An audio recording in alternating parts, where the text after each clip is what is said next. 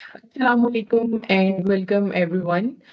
मेरा नाम महानूर साजिद है और आज हम लोग centre for piece and development initiatives के प्लेटफॉर्म से एक बहुत ही इम्पोर्टेंट हेल्थ इशू डिस्कस करने जा रहे हैं, बल्कि health that is linked with food and nutrition related health issue को डिस्कस करने जा रहे हैं।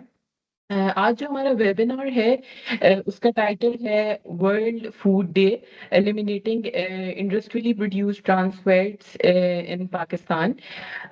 वर्ल्ड फूड डे पूरी दुनिया में हर साल 16 अक्टूबर को मनाया जाता है।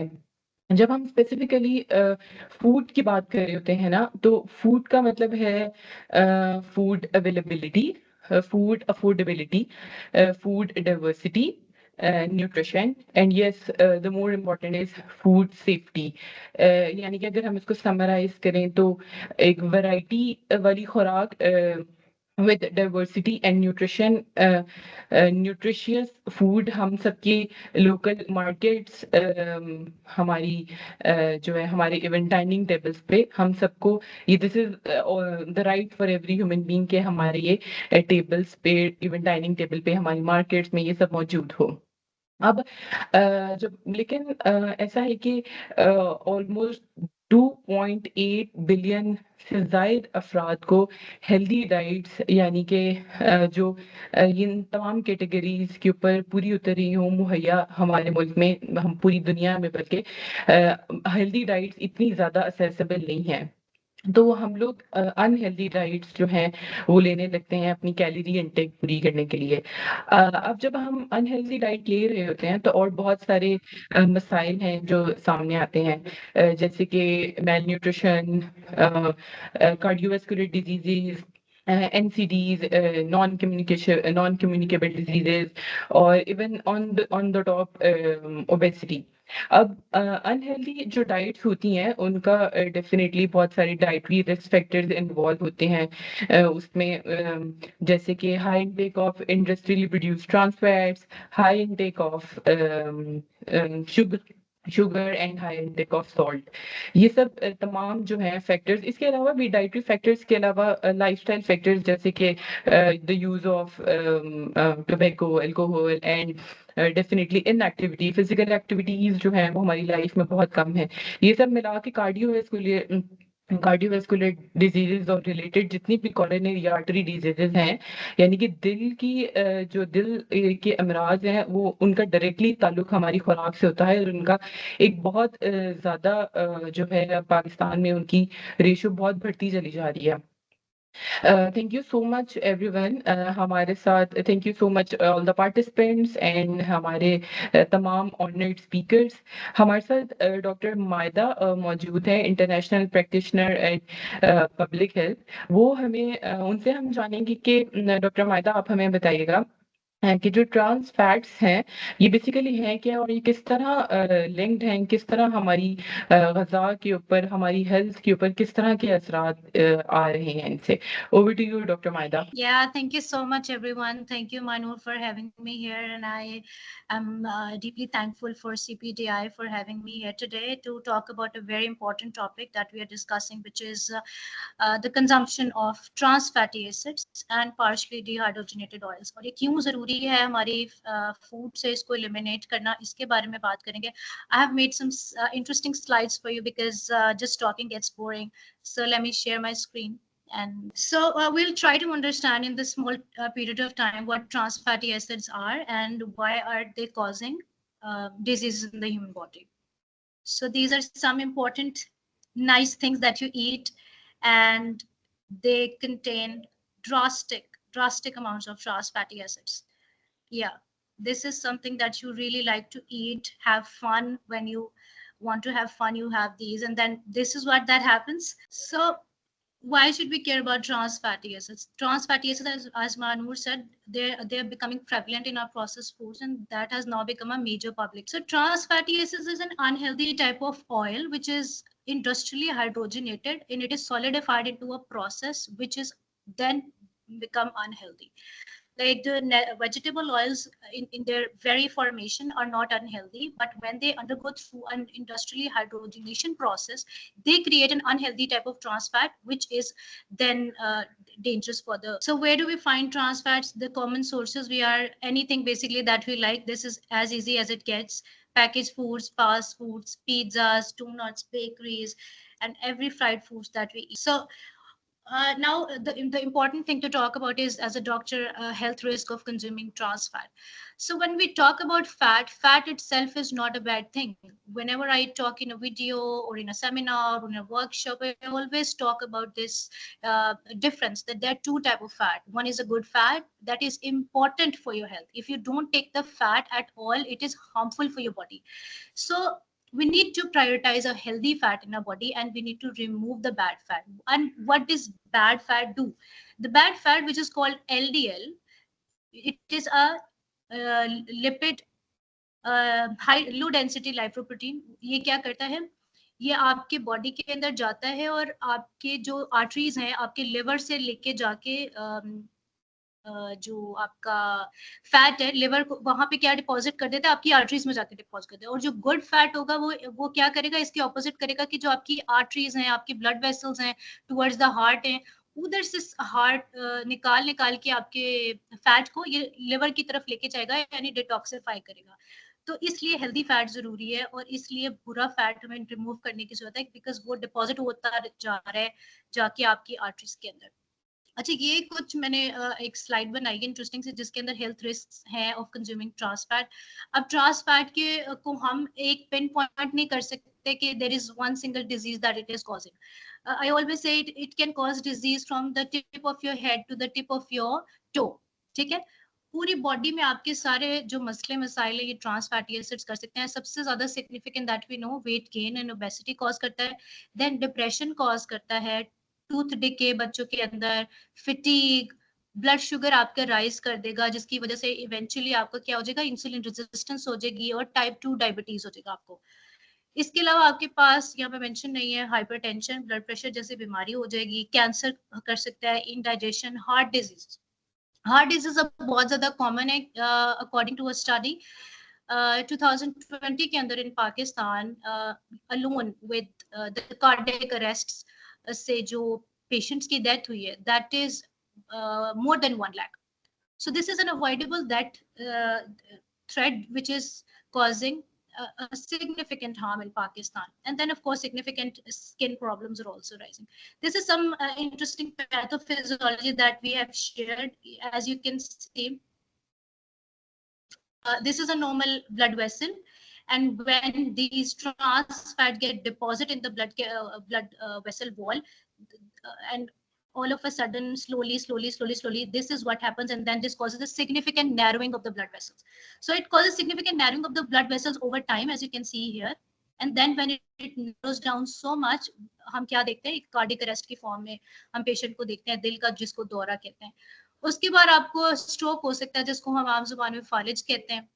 ये देखिए यहाँ पे मैंने आप दिखाया हुआ है, ये अगर ये कैरोटिड आर्टरीज हैं जो ब्लड लेके जाती हैं आपके ब्रेन की तरफ, अगर ये इस तरफ ब्लड क्लॉग हो जाएगा तो आपको स्ट्रोक यानी फॉलेज हो जाएगा. फॉलेज आपको पता है कि परमानेंट भी होता है और टेम्पररी भी होता है, दोनों हो सकते हैं. दिल की तरफ जाएगा तो आपको दिल का दौरा यानी कार्डियक अरेस्ट हो सकता है, हार्ट अटैक जिसको हम कहते हैं. लोअर एक्सट्रीमिटीज के अंदर जाएंगे तो वहां पे आपको इंटरमिटेंट क्लॉडिकेशन, जिसके अंदर आपको लेग पेन रहता है. फिर लोअर बैक पेन, इसके अलावा chest pain, erectile dysfunction males के हमने देखा है बहुत कॉमन है. इसके अलावा पेनफुल एक्सट्रीमिटीज आपको रह सकती हैं. So this is something that a bad cholesterol does. So हमने करना क्या है कि इस ट्रांस फैट को रिमूव करना है, जो बैड कोलेस्ट्रॉल है उसको रिमूव करना है, और उसकी जगह पे हमने रिप्लेस करना है गुड कोलेस्ट्रॉल. अब हम रिप्लेस करने की बात करते हैं ट्रांस फैट की इन आवर ऑयल, तो हमने सबसे पहला जो that step we can take is we have whenever we buy any food from the market, we have to check food labels. जो कितने होना चाहिए, रिकमेंडेड है कि 0 grams ऑफ ट्रांस फैट होना चाहिए, 0 grams. बट अभी हम इन पाकिस्तान में ट्राइंग के 2 grams, लेस देन 2 grams पर 100 ग्राम के अंदर उसको ले जाएं, and we are making things mandatory कि आप अपने लेबल्स के ऊपर ट्रांस फैट की मिकदार लिखें. एंड एज कंज्यूमर्स हम ये एज इन्फॉर्म्ड सिटीजन हम ये अपनी हेल्थ के लिए अगर हम फोकस करें तो हम ये कर सकते हैं. That can be very helpful for our health. This is how the label looks like, and we can see the amount of trans fat. There is written 12%, and saturated fat is 5%. It means, and trans fat is 0 grams. So this is how we can check the labels.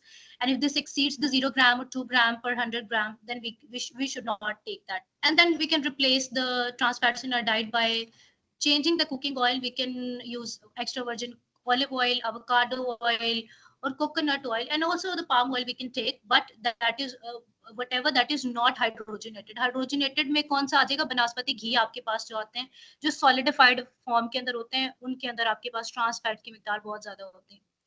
इसके अलावा आप ये नट buttress और snacks को आप healthy snacks से replace कर सकते हैं. एंड लास्टली की takeaways, I'll say that again.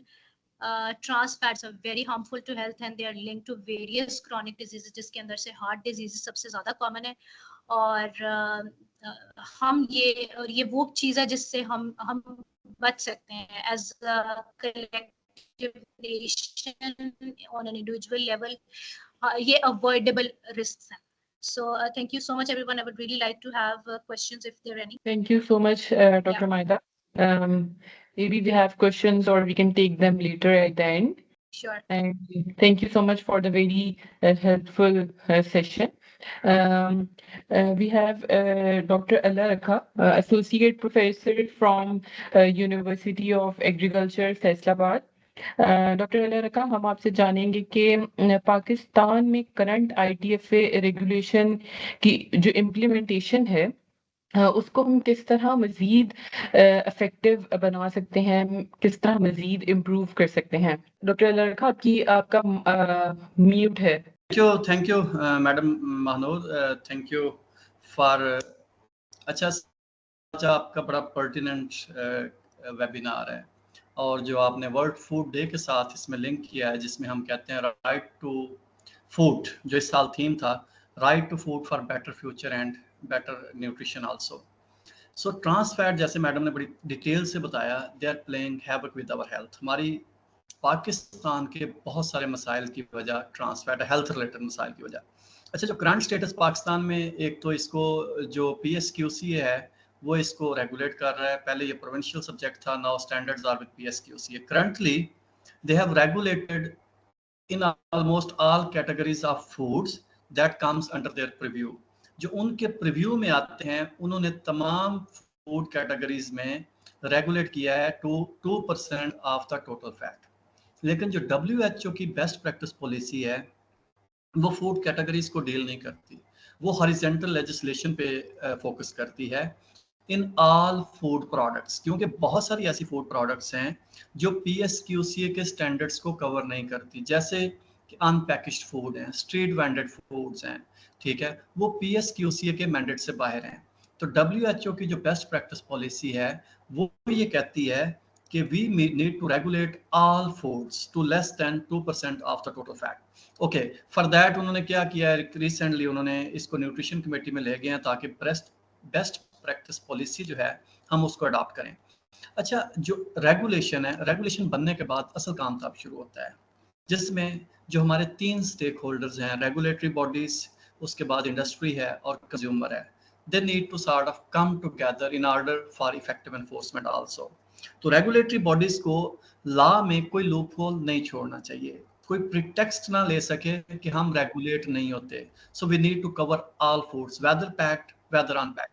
और regulatory bodies, they need to ensure that all foods are covered and all foods are ensured that they do not have more than 2% of the trans fat.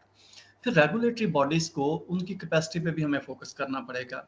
जो analysis की capacity और cast है उसको देखना पड़ेगा. हमें तो एक तो एनालिसिस जो है वो रैपिड करना पड़ेगा. उसके लिए टेक्निक्स हैं, आप FTIR बेस्ड टेक्निक्स हैं जिनको हम यूज करके रैपिड एनालिसिस कर सकते हैं. रेगुलेटरी बॉडीज उसको इन्फोर्स कर सकते हैं. इंडस्ट्री, उनकी ट्रांजिशनिंग बड़ी इंपॉर्टेंट होगी. हम लास्ट तो हमने बना दिया, soon they will be implemented also. तो transitioning of the food industry from से to have 30-40% trans fat in many products, bringing down to 2% will be a huge challenge. So we need to work with the industry also for transitioning phase. for reformulation strategies, for developing the products without a lot of sort of disruptions. तो industry को support भी करने की ज़रूरत होगी, industry को हमें support करना चाहिए for reformulation, for helping them out during this transition phase. और नंबर 3 पे जो हमारा कंज्यूमर है, हमें कंज्यूमर को भी एजुकेट करना है कि कंज्यूमर की तरफ से पुश और फीडबैक जो है वो बड़ा इंपॉर्टेंट है for sustainability of trans fat regulation, for effective enforcement of trans fat regulation. Consumer जब डिमांड करेगा, हमारे यहाँ लेबर रीडिंग का कंसेप्ट ही नहीं है, कंज्यूमर जब डिमांड करेगा कि मुझे ट्रांस फैट फ्री चाहिए, तो कंज्यूमर का पुश जो है वो इंडस्ट्री को ऑटोमेटिकली इंसेंटिवाइज भी करता है और फोर्स भी करता है कि वो अपनी प्रोडक्ट्स को ट्रांस फैट फ्री लाएं और वो स्टैंडर्ड्स को एनफोर्स करें। तो हमें साइमल्टेनियसली कंज्यूमर को एजुकेट करना है, इंडस्ट्री को हेल्प आउट करना है और रेगुलेटरी बॉडीज को कैरेट और स्टिक की पॉलिसी लेके चलना पड़ेगा कि जब एक स्टैंडर्ड बन गया, we need effective enforcement, where there is the help needed वहाँ पे वो हेल्प प्रोवाइड करें इंडस्ट्री को, linking with experts, linking with maybe या with the other developed countries. तो हमें ये तीनों फ्रंट पे साइमल्टेनियसली काम करना। जी अच्छा डॉक्टर अनर खान, मैं ये जानना चाह रही थी कि बेसिकली पाकिस्तान में जो करंट ट्रेंड्स हैं पब्लिक हेल्थ पॉलिसी से रिलेटेड, वो हमें जो बेसिकली हर एक मुल्क में ग्लोबल ट्रेंड्स चल रहे होते हैं ना, पाकिस्तान के पब्लिक हेल्थ पॉलिसी ट्रेंड्स जो हैं वो किस तरफ इंडिकेट करते हैं कि जो हमारे इस तरह के रिस्क फैक्टर्स हैं उनको क्या वो एक लीडिंग टुवर्ड्स चेंज जा पाएंगे? ITFAs हैं, हाय, हम लोग क्या इनके ऊपर पॉलिसी लेवल पे कोई काम ऑलरेडी जो है किस हद तक जो है वो बिल्ड कर पाएंगे? हम कोई ऐसी स्टैंडर्ड कोई पॉलिसी जैसे ओवरऑल पब्लिक हेल्थ पॉलिसी में बन रहे होते हैं, लेस इनटेक ऑफ जो है, इवन बीच में हम शुगर ऐड अगर करें, सॉल्ट ऐड करें, इसके अलावा front of pack warning labels के ऊपर भी जो है बहुत पूरी दुनिया में काम हो रहा है। हमारे मुल्क में इससे रिलेटेड पब्लिक हेल्थ पॉलिसी से रिलेटेड ट्रेंड्स क्या हैं? हाँ, ये मैडम बात आपने बहुत अच्छा, ये क्वेश्चन है आपका और बड़ा पर्टिनेंट भी है। देखें, few years back, maybe couple of years back, there was no concept, there was no realization कि ट्रांस फैट क्या है और उसका इम्पैक्ट क्या हो रहा है। देयर वाज नो रियलाइजेशन कि इतनी ज़्यादा हमें शुगर खिलाई जा रही है, उसका इम्पैक्ट क्या है, साल्ट का रिडक्शन, उसका इम्पैक्ट क्या है। There was no realization. और फ्रंट ऑफ पैक लेबलिंग जो आप कह रही हैं, हमारे यहाँ वो मतलब ड्रिंक को जूस क्या के बेचते हैं, अभी तक हमारे जहनों में, हम जाके किसी भी दुकान पे जा कहते हैं ये आमदा जूस देना, मैंगो का जूस देना, there is no juice. But now there is realization कि हमें फ्रंट ऑफ पैक लेबलिंग, हमें शुगर, पाकिस्तान में आप देखें ट्रेंड्स क्या हैं, नंबर्स क्या हैं। पाकिस्तान में जो NCDs रिलेटेड डिजीज बर्डन है that is 58%। 58% of all deaths they are attributed to NCDs, non-communicable diseases। अच्छा, जिसमें CVDs नंबर 1 पे हैं, more than 33% of the total deaths वो CVDs को एट्रीब्यूट कर रहे हैं। पाकिस्तान दुनिया भर में नंबर 1 है डायबिटीज में। प्रेवलेंस की बात करें, 31% of our adults they are diabetic. अच्छा, अब देखें, ये हम वी यूज्ड टू से कि ये डायबिटीज जो है ना, ये अमीरों की बीमारी है, ये काहल लोगों की बीमारी है, हमारे यहाँ ये बीमारी नहीं होगी। और हमारे 33 million people they are diabetic and 31% adults they are diabetic. क्यों? तो अच्छा, हमारे ये ट्रेंड्स बड़े खौफनाक हैं, which has led to a realization कि we need to do something, whether at policy level, regulation level or consumer level। तो आप देख रहे हैं, आप लोग जैसे CPDI है, जैसे हार्ट फाइल है, जैसे पाकिस्तान यूथ चेंज एडवोकेट्स हैं, घाय है, तो so many organisations they are coming close together. और जो एकेडमिया है, जैसे यूनिवर्सिटीज हैं, वहाँ पे बड़ी स्ट्रॉन्ग रियलाइजेशन है। Now we engage students also for public health advocacy. हम उन्हें फील्ड में भेजते हैं कि you need to do this advocacy to aware people, to aware the stakeholders। तो बड़ी strong realization है at all level, at government level, at this development partners like you people are doing a wonderful job, I guess। अच्छा, उसके बाद regulatory bodies भी बड़ी sort of sensitized है और वो बड़ी proactive हैं और वो बड़ी मतलब willing है to regulate these issues, to overcome the health challenges जो हमारे यहाँ। लेकिन उसमें देखें अभी थोड़ा सा टाइम लगेगा, हमें बहुत सारी, एक तो अपनी कोलैबोरेशन है, इनको स्ट्रेंथन करना पड़ेगा। और हमारे यहाँ काफ़ी सारी पॉलिसीज, मसलन ये जो आप जैसे कहती हैं, डायबिटीज़ की वजह से हमारे suddenly there was sudden increase in FED on sugar sweetened beverages last year इस साल के बजट में इतना इंक्रीज नहीं हुआ, लेकिन लास्ट ईयर काफ़ी ड्रास्टिक इंक्रीज था। इस तरह से आई सजेस्ट कि maybe we need to put a tax on fats also. तो फैट, दुनिया में बहुत सारे एग्जांपल्स हैं जहां पे फैट टैक्स लगाते हैं। Denmark is a very good example, there are many other countries. So we also need to put fat tax, sugar tax, so that, अच्छा ये रियलाइजेशन है, इम्प्लीमेंटेशन भी है, और रियलाइजेशन एट ऑल लेवल है। We need to keep pushing, you all people need to keep pushing at all levels, जैसे आप कर रहे हैं। आई थिंक अगर हम ऐसे इस एनर्जी में काम करते रहे, the results are not far away. I guess we are going to get those. जी बिल्कुल, आप बिल्कुल सही कह रहे हैं। वैसे भी अगर हम लोग देखें तो अगर हम बाकी ममालिक से के एक्सपीरियंसेस से सीखें, या अगर वो हमें क्या इंडिकेट कर रहे हैं, तो ये ये इसमें कोई ऐसा मुश्किल काम नहीं है। ये बाकी लोग भी एक हेल्दियर ऑयल्स को सामने लेके आ रहे हैं, और इंडस्ट्रियली प्रोड्यूस ट्रांस फैट्स जो हैं वो रिप्लेस हो रहे हैं। अब डब्ल्यूएचओ, जैसा कि हम जानते हैं, डब्ल्यूएचओ जो है वो ग्लोबली दो जो पॉलिसीज हैं उनके ऑल्टरनेटिव्स हम लोगों को दे रहा होता है। उसमें या तो है mandatory national limit of 2 grams of industrially produced trans fats per 100 grams of total fat, या दूसरी पॉलिसी ऑप्शन जो बेस्ट प्रैक्टिस पॉलिसी है वो है mandatory national ban on the production और use of partially hydrogenated oil as an ingredient in all foods. Basically हमारे पास we can come up with so many solutions, हमारे पास policy options भी हैं, हमारे पास हेल्दियर ऑयल रिप्लेसमेंट्स भी हैं, लेकिन स्लो, लेकिन डेफिनेटली यस, जितने भी public health civil society organisations हैं, पब्लिक हेल्थ एक्सपर्ट्स हैं, हर कोई अपना अपना रोल प्ले कर रहा है, और जो है स्लो एंड स्टेडी इंशाल्लाह विंस द रेस। अब मैं हमारे साथ मिस अरीबा है, miss Areeba executive director Pakistan youth change advocate से।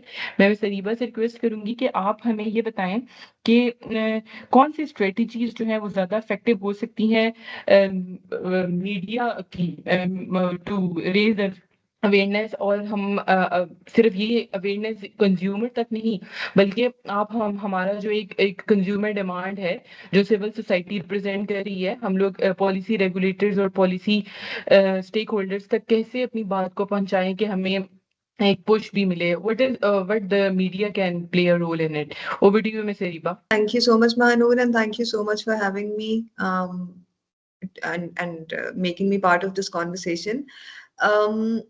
Mahanur, अच्छा ये बहुत vast सवाल है, so I'll try my best to sound as coherent as possible. See, when we're talking about trans fats, आप लोग इतना बेहतरीन काम कर रहे हैं। डॉक्टर अल्लाह रखा ने जिस तरह कहा, एकेडेमिया इस वक्त बहुत एक्टिवली इन्वॉल्व है। Doctor Maida has also explained basically the gravity of what the problem is. So इन तमाम एलिमेंट्स को सामने रखते हुए when we talk about media engagement, it has to be all out, because मामले की जो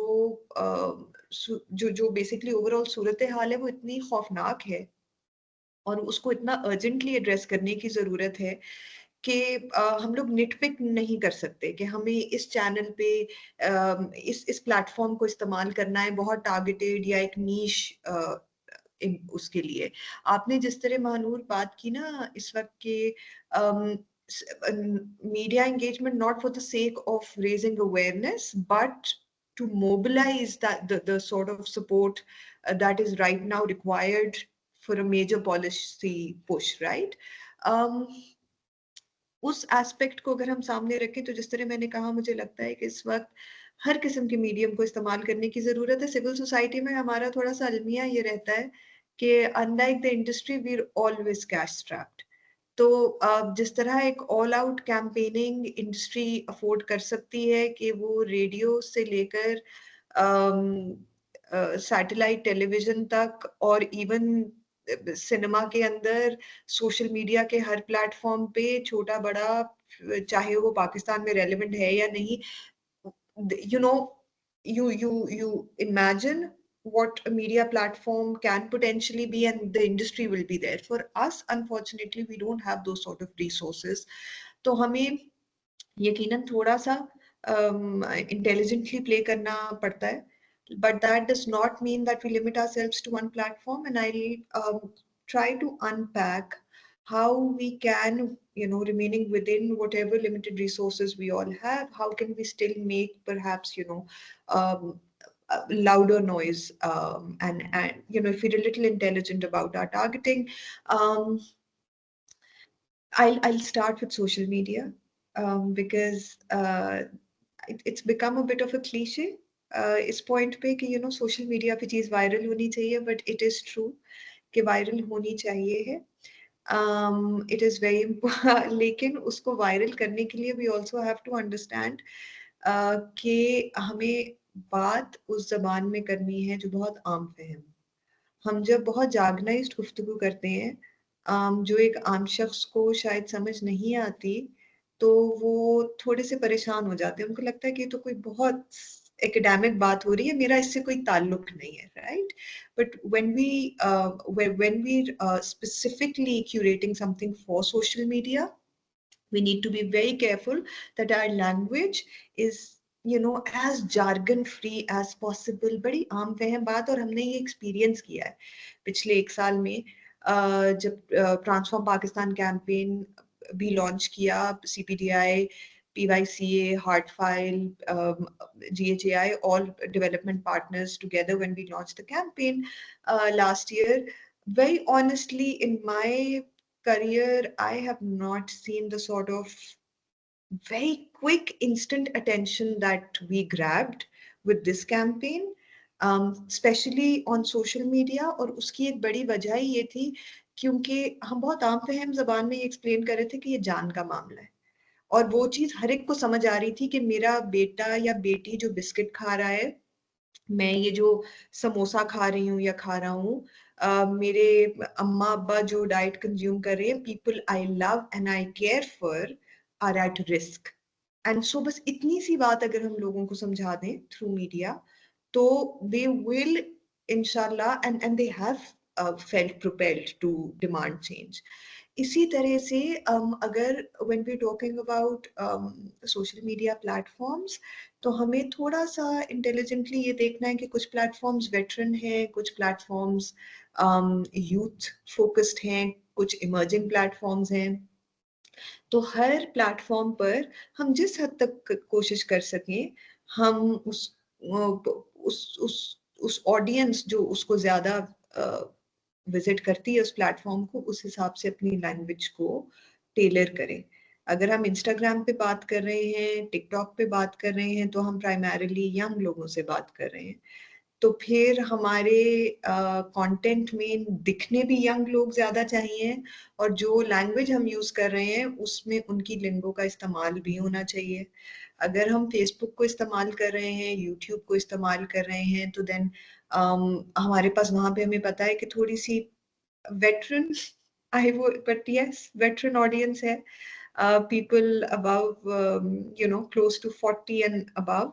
वो लोग हैं जो लॉन्ग फॉर्म वीडियोस या लॉन्ग फॉर्म कंटेंट को कंज्यूम करते हैं. So then you know we can, and then these are those people on veteran platforms जो एक्चुअली अपने अपने घरों में शायद इस वक्त डिसीजन मेकर्स हैं, या मनी स्पेंडर्स हैं, या अर्नर्स हैं. तो these people control what comes into their house, and so they have a lot of agency. And so when we talk about utilizing veteran platforms like Facebook or YouTube, तो we are talking to the household decision makers. And then वहाँ पे हमें जब हम बात कर रहे हैं मोबिलाइज करने की सपोर्ट, तो वो एक बहुत अहम ग्रुप है जिसको हमें टारगेट करना है. इसी तरह से we can't leave behind newspapers. Overall जो प्रिंट मीडिया है उसमें I feel newspapers are extremely important. हम क्योंकि पॉलिसी लेवल पुश की बात कर रहे हैं, तो वास्ट चीज़ें तो एज आई से नेसेसरी इवल्स होती हैं, जिस तरह प्रेस रिलीजेस होती हैं, ताकि वो एक फ्लो ऑफ इंफॉर्मेशन जो है वो हमेशा जाता रहे अवाम तक. उनको पता हो कि अगर हम किसी कॉज के लिए या किसी पॉलिसी लेवल चेंज के लिए काम कर रहे हैं, तो गुफ्तगू किस नहज पे पहुंची है अभी. लेकिन जब हम स्पेसिफिकली बात कर रहे हैं पॉलिसी मेकर्स को टारगेट करने के लिए, तो जो एडिटोरियल सेक्शन है, जो ऑपेड सेक्शन है, वो बहुत अहम है। वहाँ पे हमारी प्रेजेंस होनी और मुसलसल होनी बहुत ज़रूरी है, because that is where decision makers at you know at the top tier उनकी नज़र होती है। इसी तरह से जब हम इलेक्ट्रॉनिक मीडिया को कंज्यूम करते हैं तो बहुत अच्छा हो अगर हम रेडियो कैंपेनिंग भी कर सकें, लेकिन रेडियो कैंपेनिंग की अफादियत वहीं पे होती है जहाँ पे हम लोग मैस अवेयरनेस रेजिंग की बात कर रहे होते हैं, जहाँ पे हम इस वक्त नीश टारगेटिंग करने की बात कर रहे हैं उन लोगों को जो पॉलिसी पुश में सपोर्ट कर सकते हैं। तो I feel television channels and with in television channels as much as you know as if we can make our presence felt in it's a difficult task because dry subject समझा जाता है public health को उसमें, हालांकि सारा मसाला तो मसालों की तो प्रॉब्लम है सारा, लेकिन ये मसालेदार गुफ्तगू नहीं है। सो एवरीबडी जस्ट फील्स कि नहीं you know, and we gone to so many television channels कि भाई जो आपका प्राइम टाइम का टॉक शो है ना, हमें वहां पे स्पॉट चाहिए। So but and some of them have agreed, but some of them are very frank कि नहीं वो actually this news will not sell, right? But we have to find ways to sell this news, and that is where as civil society our work lies, because it's one thing to say कि media में ये चीज होनी चाहिए, हम सबको पता है, but we also understand that media itself has so many competing priorities जिसमें public health या social cause related issues बहुत कहीं नीचे होते हैं। So we have to find innovative ways to pitch ourselves and ensure that we can sort of make our presence felt in as many places as we can. Thank you. Thank you so much miss Areeba, well said. सारी बात मसालों की ही है। अच्छा, तो मैं इस पे आपसे एक क्वेश्चन पूछना चाह रही थी कि मेरे ज़हन में आपकी बात से आ रहा था कि हमारे बहुत सारी मीडिया आउटलेट्स हैं। अगर civil society organisations like we are legislators हैं, हमारे साथ एकेडेमिया है, if we come out like as an partnership, तो वो किस तरह हमारी एक आवाज़ का एक स्ट्रॉन्गर नैरेटिव बिल्ड कर सकता है, या फिर इवन क्या पार्टनरशिप्स जो है, अगर मीडिया में ये बात, हर मीडिया स्ट्रीम इलेक्ट्रॉनिक हो या कोई भी हो, तो वो इसमें मैं ये जानना चाह रही थी कि क्या हमारा नैरेटिव भी बिल्ड स्ट्रॉन्ग करने में हेल्पफुल होगा, और कम्युनिटी को भी किस हद तक जो है ये एंगेज कर सकता है? Thank you, Manur. Manur, जहाँ तक narrative है ना, I think narrative with specifically when we are talking about dietary risk factors, तो यहाँ पे हमें narrative building में जो मेहनत हमें बहुत सारी दूसरी causes में करनी पड़ती है उसकी जरूरत नहीं है, because सिंपल सी बात है कि भाई डायबिटीज होगा, हाइपरटेंसिव होंगे, स्ट्रोक हो सकता है, और 100 बातों की एक बात है कि हर 10 में से 3 लोग तो पाकिस्तान में ऐसे हैं जो बिलो पॉवर्टी लाइन है, तो वो तो सिरे से अफोर्ड ही नहीं कर सकते ना। बेसिक हेल्थ केयर जो मुफ्त है वो उस मुफ्त डिस्पेंसरी तक जाने का शायद किराया भी अफोर्ड नहीं कर सकते। So and that's the reality of the situation where we operate. So यहाँ पे हमें it's not so much that we have to build a strong narrative. I feel that's my opinion. But जो आपने बहुत अहम बात पॉइंट आउट की है मानूर, वो ये है कि जब हम पार्टनरशिप्स की बात कर रहे हैं तो यहाँ पे लेजिस्लेटर्स के साथ हमारी partnerships can be very lucrative, क्योंकि शायद मैं कहूँ कि जी मैं टेलीविजन चैनल पे बैठ के एक्सप्लेन करना चाहती हूँ कि ट्रांस फैट्स कितने हार्मफुल हैं, बट कौन जानता है रीबा शाहिद कौन है? So she is not important.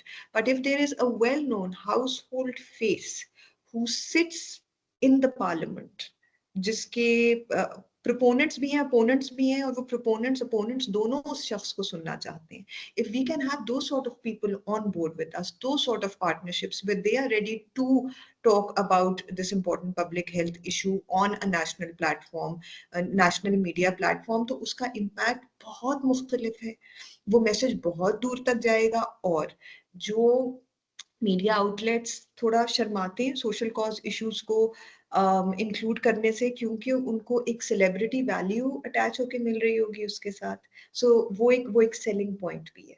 So I think that's a very important point that you raised. Thank you so much mister Reeba. बिल्कुल ऐसा ही है। अगर हम लोग ऐसा रूल ऑफ कंज्यूमर बात करें तो यस वी हैव राइट्स जिनको हम एक्सरसाइज कर सकते हैं टू कॉल ऑन गवर्नमेंट्स। हम लोग लिख सकते हैं, ईमेल्स कर सकते हैं, इन सबको इस तरह टैकल कर सकते हैं, हेल्दी फूड चॉइसेस कर सकते हैं, उनकी अवेलेबिलिटी को इम्प्रूव कर सकते हैं। सबसे इम्पोर्टेंट बात, फूड वेस्टेज बहुत ज़्यादा होता है, उसको कम कर सकते हैं, और बहुत सारी वेज हैं जिससे हम अपने एनवायरनमेंट को प्रोटेक्ट कर सकते हैं। Thank you very much all the panelist, speakers and participants. हम लोग इंशाल्लाह ऐसी और बहुत सारी जो है अवेयरनेस सेशंस कंडक्ट करेंगे, और भी बहुत सारे लोगों को हम लोग मौका देंगे कि वो आए और हम बात करें। It's very useful and very insightful session. Thank you so much everyone. I am signing off. Thank you, everyone.